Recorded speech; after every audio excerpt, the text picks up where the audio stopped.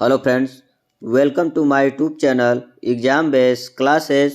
उम्मीद करता हूँ आप सभी स्वस्थ एवं मस्त होंगे। दोस्तों, आज की वीडियो में मैं लेकर आया हूँ सीटेट पेपर का एनालिसिस जो 18 जनवरी 2023 को हुए हैं। दोस्तों, यह एनालिसिस इसलिए कराया जा रहा है दोस्तों ताकि आपको पता चले दोस्तों कि आपको किस टॉपिक को ज़्यादा फोकस करना है, किस टॉपिक को कम फोकस करना है, किस टॉपिक को एकदम रट के ही जाना है। ठीक है दोस्तों, इसलिए यह विश्लेषण कराया जा रहा है ताकि आपको आगे आने वाली परीक्षाओं के लिए सटीक मार्गदर्शन मिल सके, जिससे आप एक अच्छा स्कोर करने में सफल हो सके।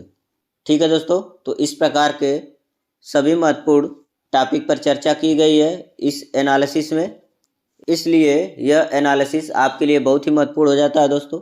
ठीक है, आइए आगे देख लेते हैं कि आज के पेपर में कैसे कैसे टॉपिक पूछे गए हैं, कहाँ कहाँ से लिए गए हैं और किस प्रकार के प्रश्न बनाए गए हैं।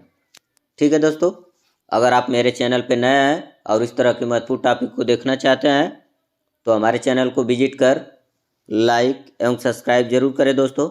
ठीक है, पहला सब्जेक्ट आता है दोस्तों आपका चाइल्ड डेवलपमेंट एंड पेडागोजी। ठीक है दोस्तों, आइए देख लेते हैं इस सब्जेक्ट में क्या क्या टॉपिक महत्वपूर्ण रहे हैं और क्या क्या आपको इसके अनुसार पढ़ के जाना है। आप देख सकते हैं पहला टॉपिक है जीन पियाजे के स्कीमा से संबंधित प्रश्न आया था जो सामाजिक अनुबंध सिद्धांत पे आधारित है। ठीक है दोस्तों, इस महत्वपूर्ण टॉपिक को आपको तो बार बार बताया जा रहा है कि जीन पियाजे बहुत ही इंपॉर्टेंट टॉपिक है जिनसे हर सब्जेक्ट में दो दो प्रश्न बन रहे हैं। आपको हर बार बताते हैं दोस्तों कि अगर इनको पढ़ लेते हैं तो आपके 8 से 10 नंबर फिक्स हो जाते हैं। तो इनको कहाँ कहाँ से पढ़ना है दोस्तों उसको भी ध्यान रखिए। इनकी चारों अवस्थाओं को ध्यान से पढ़ जाइए, वहाँ से प्रश्न बनते हैं जो 0 से 2 वर्ष है, 2 से 7 वर्ष है, 7 से 11 वर्ष है और 11 से 15 वर्ष है। इन चारों अवस्थाओं को पढ़ना है। फिर इनके स्कीमा से संबंधित सामाजिक विकास को पढ़ना है। आइए स्कीमा क्या होता है उसको हम बता दे रहे हैं। पियाजे के अनुसार स्कीमा क्या है। ठीक है दोस्तों, इसको ध्यान से देख लीजिए, हो सके तो नोट भी कर लीजिए। परीक्षाओं में स्कीमा से प्रश्न आ रहा है तो हर बार इस पर प्रश्न बनेंगे। ठीक है, स्कीमा जीव विज्ञान की यानी कि बायोलॉजी की अवधारणा है जो पियाजे के द्वारा प्रतिपादित संतुलीकरण का समानांतर है और पियाजे का संतुलीकरण ही उनके अनुसार स्कीमा कहलाता है। ठीक है दोस्तों, समांतरण का मतलब होता है समान अंतर। एक बच्चे का समान अंतर पे विकास होना समान अंतरण कहलाता है दोस्तों। आइए देख लेते हैं इसका मतलब, अर्थात व्यक्ति अपने व्यवहारिक जीवन में कार्य करने की जो क्रिया अपनाते हैं वही उसका स्कीमा होता है दोस्तों। स्कीमा का मतलब होता है दोस्तों एक व्यवस्थित क्रम अनुसार जो विकास होता है उसी को स्कीमा कहते हैं। जो भी समय समय पर अपने माइंड में व्यवस्थित करता है बच्चा, उन सभी चीज़ों को एक क्रम में सीखता है। जब शैशवावस्था में होता है तो कितना सीखता है, बाल्यावस्था में होता है, किशोरावस्था में होता है, इस प्रकार से एक क्रम में सीखना ही स्कीमा कहलाता है दोस्तों। ठीक है, अब आइए देख लेते हैं और पॉइंट क्या क्या है। अगला पॉइंट है दोस्तों कोहलबर्ग के नैतिक विकास से संबंधित। कोहलबर्ग ने नैतिक विकास के बारे में बताया दोस्तों कि बच्चों के अंदर इसका विकास कैसे होता है। ठीक है, इन्होंने यह बताया दोस्तों कि बच्चे का जो आचरण होता है वह उसके अंदर के नैतिक विकास के कारण होता है। ठीक है दोस्तों, तो इसमें आपको क्या ध्यान रखना है, किस टॉपिक को पढ़ के जाना है, कौन सा महत्वपूर्ण है, आइए उसको देख लेते हैं। इन्होंने 6 चरण को बताया है, उस चरण को आपको ध्यान से पढ़ के जाना है। ठीक है, आइए देख लेते हैं। यहाँ आप देख सकते हैं दोस्तों पहला जो चरण है दंड तथा आज्ञा पालन अभिमुखता है, ये पहला चरण है दोस्तों, इसको ध्यान से पढ़ लीजिएगा। दूसरा चरण है यांत्रिक सापेक्षिक अभिमुखता। तीसरा चरण है दोस्तों उत्तम लड़का लड़की अभिमुखता, जिसको अच्छा लड़का लड़की अभिमुखता कहते हैं। चौथा है दोस्तों कानून व्यवस्था अभिमुखता। पांचवा है सामाजिक अनुबंध अभिमुखता। छठा है सार्वभौमिक नैतिक सिद्धांत अभिमुखता। इसमें सबसे महत्वपूर्ण है दोस्तों तीसरा और चौथा, इनसे बार बार प्रश्न बनते हैं, ठीक है। और एक पहला, इन तीनों को आप जरूर पढ़ के जाइएगा दोस्तों, ठीक है। ये बहुत ही इंपॉर्टेंट है, ठीक है। आइए देख लेते हैं अगला टॉपिक। अगला टॉपिक दोस्तों वाइगोत्स्की से संबंधित है। यह भी बहुत महत्वपूर्ण है दोस्तों, इनसे भी 8 से 10 प्रश्न एक पेपर में आता है, इनको भी आप ध्यान रखिएगा। इन्होंने सामाजिक और सांस्कृतिक परिवेश पर ज़्यादा ध्यान दिया है। इन्होंने बताया कि बच्चों का विकास सामाजिक और सांस्कृतिक परिवेश के कारण होता है। आइए देख लेते हैं इनका यह सिद्धांत। आप देख सकते हैं दोस्तों वाइगोत्स्की का सिद्धांत, यह एक रूसी वैज्ञानिक थे जिन्होंने सांस्कृतिक सिद्धांत का प्रतिपादन किया था, जिसको निकट विकास का क्षेत्र भी कहा जाता है दोस्तों। वाइगोत्स्की के सांस्कृतिक विकास को निकट विकास का क्षेत्र कहते हैं, जिसको ZPD के नाम से जानते हैं दोस्तों। विश्लेषण में हमेशा बताया गया है कि वाइगोत्स्की के ZPD से प्रश्न बन रहे हैं, जिसका फुल फॉर्म होता है दोस्तों जोन ऑफ प्रॉक्सिमल डेवलपमेंट, ठीक है दोस्तों, इसको ध्यान रखिएगा। वाइगोत्स्की के अनुसार छात्रों का अधिगम करवाने या उनका विकास करने हेतु उचित मार्गदर्शन या दिशा निर्देशन की आवश्यकता होती है, और छात्रों को यह निर्देशन एवं मार्गदर्शन समाज और संस्कृति से प्राप्त होता है। वाइगोत्स्की को संरचनावादी की संज्ञा दी जाती है।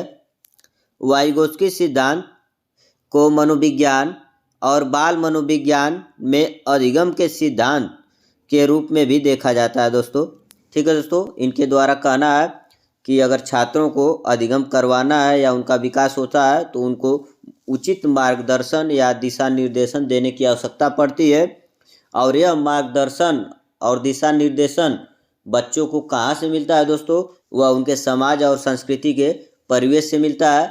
इसको समझाने का प्रयास किए हैं दोस्तों, ठीक है। ये रहा महत्वपूर्ण टॉपिक, इनको ध्यान रखिएगा। आगे देख लेते हैं। अगला टॉपिक है दोस्तों हार्वर्ड गार्डनर के बहुबुद्धि सिद्धांत। यह बहुत ही इंपॉर्टेंट है दोस्तों, इन्होंने भी कई बुद्धियों के बारे में बताया है। हम एक वीडियो बना चुके हैं दोस्तों, जो आप मेरे चैनल एग्जाम बेस्ड क्लासेस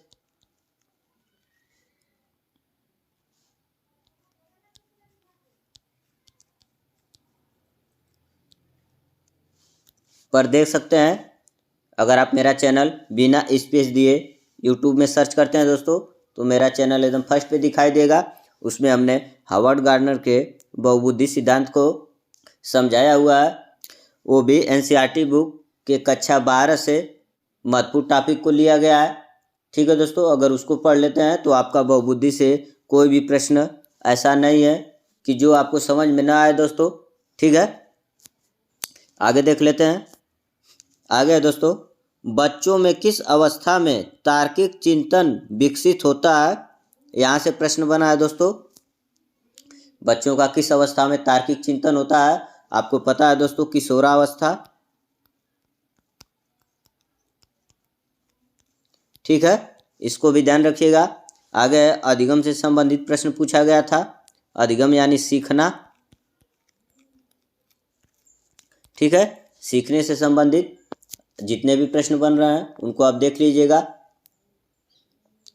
और एक महत्वपूर्ण बात आपको बता दें दोस्तों, उसको एकदम नोट कर लीजिएगा। उसी प्रकार से अगर आप करके जाते हैं जिस तरह से हम बता रहे हैं, तो आपको वैज्ञानिकों से पूछे जाने वाला प्रश्न कभी गलत नहीं होगा। आप वाइगोत्स्की के बारे में, कोहलबर्ग के बारे में, जीन पियाजे के बारे में, चोमस्की के बारे में आप एक ही जगह से पढ़िए दोस्तों। जो पिछले वर्ष 2021-22 में ऑनलाइन परीक्षा हुआ है, उसमें जितने भी इनसे संबंधित प्रश्न आए हैं उनको आप एकदम रट जाइए, उनके प्रश्नों की प्रकृति को आप एकदम समझ जाइए। आपका आने वाली परीक्षाओं में कोई भी प्रश्न गलत होने का चांस नहीं है। इतना आप कर लेते हैं तो आपके लिए बहुत बेटर होगा दोस्तों। अगर हमारी बात माने तो ज़रूर करें, ठीक है। आगे देख लेते हैं कौन सी सब्जेक्ट का है। आगे है दोस्तों मैथमेटिक यानी कि गणित। इसमें आप देख सकते हैं 42 से 62 के बीच कितनी पूर्ण संख्या है। पूर्ण संख्याओं से आ रहा है दोस्तों, संख्या पद्धति से प्रश्न बन रहा है, ठीक है। इसके बाद है भिन्न से संबंधित भिन्न से भी संबंधित आप प्रश्न देख सकते हैं। एक बात बता दें दोस्तों कि अगर इन सभी टॉपिक को मेरे द्वारा पढ़ना चाहते हैं तो हमने 12 वीडियो में इन सभी टॉपिक को कवर कर लिया है, जो मेरे YouTube channel exam based classes पे उपलब्ध है। अगर आप जाएंगे तो वहाँ 12 ऐसे वीडियो पाएंगे जो गणित के हैं, जिसको हमने पिछले वर्ष 2021-22 में हुए सीटीईटी के पेपर से ही लिया है, उसी का एनालिसिस कराया हुआ है, जिसमें आपको पैडागोजी से लेकर जितने भी प्रश्न बनते हैं गणित के सभी शामिल हैं दोस्तों। उसको आप वहाँ से देख सकते हैं, 12 वीडियो है। अगर उसको आप देख लेते हैं तो संख्याएं पे कैसे प्रश्न बन रहे हैं उनको जान जाएंगे, भिन्नों से कैसे प्रश्न आ रहे हैं उसको भी जान जाएंगे। यहाँ देख सकते हैं माचिस के डिब्बे से संबंधित प्रश्न बना था दोस्तों, जो कुछ इस प्रकार था। बहुत सारे माचिस के डिब्बे थे, उनको एक बड़े साइज के डिब्बे में भरना था। इस प्रकार के भी प्रश्न हम वहाँ करा चुके हैं दोस्तों, जो घनों से संबंधित पूछा जाता है और घनाभ से। ठीक है, इस प्रकार के प्रश्नों को हमने अच्छे से समझाने का प्रयास किया है। आप हमारा वीडियो देखेंगे तो आपको बहुत ही हेल्पफुल होगा। ठीक है दोस्तों, इसके बाद है ट्रेन से संबंधित प्रश्न हमेशा पूछे जा रहे हैं दोस्तों। जैसे इसमें है दोस्तों कि ट्रेन 2 दिनों की यात्रा करके एक स्थान से दूसरे स्थान जाती है तो उसकी सापेक्ष चाल कितनी होगी दोस्तों। इस प्रकार के प्रश्न है। आप सभी प्रकार के प्रश्नों को हमारे वीडियो में देख सकते हैं। ठीक है, आगे देख लेते हैं दोस्तों। आगे है भिन्नों में से सबसे छोटी और सबसे बड़ी भिन्न कौन है। 9 अंकों की सबसे बड़ी और 5 अंकों की सबसे छोटी संख्या का अंतर बढ़ते क्रम में लिखिए। दशमलव में संख्याएं दी थी दोस्तों, उसको बढ़ते क्रम में लिखना था। पंचभुज में कितनी भुजाएं होती हैं, इन सभी प्रकार का निचोड़ आपको हमारे वीडियो में मिल जाएगा दोस्तों। केवल 12 वीडियो है, उसको अगर आप देख लेते हैं तो आपके लिए बहुत ज़्यादा हेल्पफुल होगी। ठीक है, आगे देख लेते हैं कौन सा सब्जेक्ट है दोस्तों। आगे है दोस्तों इन्वायरमेंट यानी कि पर्यावरण। कीट बच्छी पौधा से आया है दोस्तों। आपको इसके बारे में हमने एक शॉर्ट वीडियो भी बनाया है जो कुछ सेकेंड का है, उसमें भी पूरी डिटेल जान सकते हैं। अगर आप लिखते हैं exam based classes short video तो उसमें आ जाएगा, जो एक ही बहुत इम्पॉर्टेंट है, जो सीटेट परीक्षा में बार बार पूछा जाता है, नेपेथिन्स। ठीक है दोस्तों, इसके बारे में हमारे पर्यावरण की भी वीडियो पढ़ चुकी है, उसको भी देख सकते हैं। इसके बारे में हमने पढ़ाया हुआ है। इसके बाद है दोस्तों इन पौधों में से कौन सा पौधा सब गीले स्थानों पे उगता है। सब गीले स्थानों पे कौन सा पौधा उगता है उसके बारे में भी आप पढ़ लीजिएगा। ठीक है, ये भी एनसीईआरटी से ही है दोस्तों। सफेरा वाले अध्याय से एक प्रश्न आया था। सपेरों को हम कालबेलिया कहते हैं दोस्तों, वहाँ से एक प्रश्न बना था सपेरों से संबंधित। ठीक है, इसको भी आप ध्यान दीजिएगा, एक चैप्टर है। इसके बाद है दोस्तों बच्चों को बीमार होने पर उसकी माँ उसे गाढ़ा पिलाती है। बच्ची गाढ़े के बारे में माँ से पूछती है, वह क्या जानना चाहती है। ठीक है दोस्तों, जहाँ से प्रश्न पूछे जा रहे हैं फिर वहीं से प्रश्न पूछे जाएंगे दोस्तों, हम बार बार बता रहे हैं। ठीक है, आगे दोस्तों बाघ अपना शिकार कैसे पहचान लेता है, वो भी मूंछ के द्वारा। ठीक है दोस्तों, इस प्रकार के प्रश्न आए थे। तो बाघों की विशेषता आप एनसीईआरटी कक्षा 5 का पहला चैप्टर देखेंगे, वहीं पे दिया हुआ है दोस्तों। इसके बारे में हमने शॉर्ट वीडियो भी बनाया है, जो कुछ सेकंड में ही आपको बाघों की सभी विशेषताएं पता चल जाती है। ठीक है, इसके बाद है दोस्तों किस जानवर को रात में काला और सफ़ेद दिखाई देता है। तो यह लगभग सभी जानवरों को दिखाई देता है दोस्तों, काला या सफ़ेद। कुछ ही जानवर ऐसे हैं जो केवल दिन में कुछ रंग को देख पाते हैं, लेकिन रात में सभी जानवर काला और सफ़ेद देखते हैं दोस्तों। ठीक है, कहाँ के लोग जानवरों की आहट से आपदा का अनुमान लगा लेते हैं दोस्तों। ठीक है, यह अंडमान निकोबार की बात कर रहा है दोस्तों। इसके बारे में आप पहला चैप्टर एनसीईआरटी कक्षा 5 के देखेंगे तो उसी में दिया है, जिसमें बाघ के बारे में दिया है दोस्तों। उसी में यह थोड़ा सा बताया हुआ है कि वहाँ के लोग जो होते हैं वह जानवरों की आहट से आने वाले खतरों को महसूस कर लेते हैं और अपनी जान को बचा लेते हैं। यह 2004 की घटना है दोस्तों, जहाँ सुनामी आई थी। ठीक है, इसको भी आप देख सकते हैं। सन 2004 दिसंबर में आए सुनामी में कुछ समय पहले जानवरों के अजीब व्यवहार और उनके द्वारा दी गई चेतावनी भरी आवाज़ों को अंडमान की एक खास आदिवासी समझ गई। उन्होंने वह इलाका खाली कर दिया। इस प्रकार इस जाति को लोग सुनामी के कहर से अपनी जान बचाए। सबसे महत्वपूर्ण बात यह है दोस्तों कि यहाँ जो आपको टॉपिक दिखाई दे रहे हैं दोस्तों कि बाघ के बारे में, किस जानवर को काला और सफ़ेद दिखाई देता है, कहाँ के लोग जानवरों के अजीब व्यवहार को समझ जाते हैं। ठीक है दोस्तों, ये तीनों टॉपिक एक ही चैप्टर से पूछा गया है। देखिए कितना महत्वपूर्ण है कि एक चैप्टर से 3-4 टॉपिक आपका बन रहा है। तो वह चैप्टर क्यों ना पढ़ा जाए दोस्तों, वह बहुत ही इम्पॉर्टेंट है। आप कक्षा 5 के चैप्टर नंबर 1 को ज़रूर पढ़िएगा।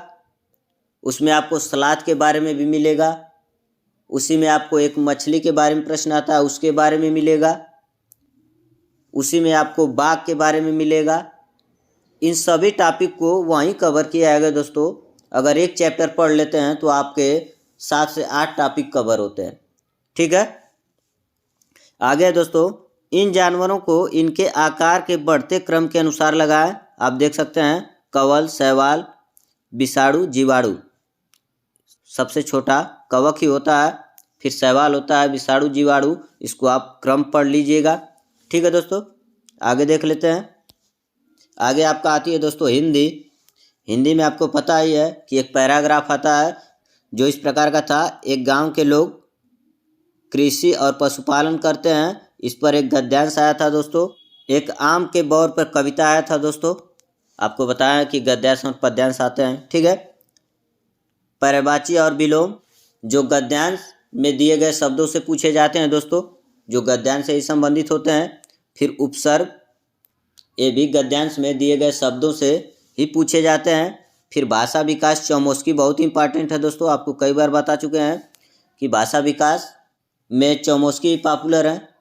बस चौमोस्की का ही सीटेट में पूछा जाता है और किसी का नहीं पूछा जाता है। हमने आपको एक ट्रिक भी बताया था कि भाषा से संबंधित कोई भी प्रश्न हो और उसमें वैज्ञानिकों के नाम पूछे तो आपको चौमोस्की ही लगाना है दोस्तों। ठीक है, इस प्रकार से यह एनालिसिस खत्म होता है दोस्तों। इसी प्रकार के महत्वपूर्ण टॉपिक एवं महत्वपूर्ण एनालिसिस को देखने के लिए हमारे चैनल को विजिट करें, एग्जाम बेस्ड क्लासेस। अब मिलते हैं अगले वीडियो में अगले एनालिसिस के साथ। तब तक के लिए जय हिंद, जय Bharat. Thank you for watching this video.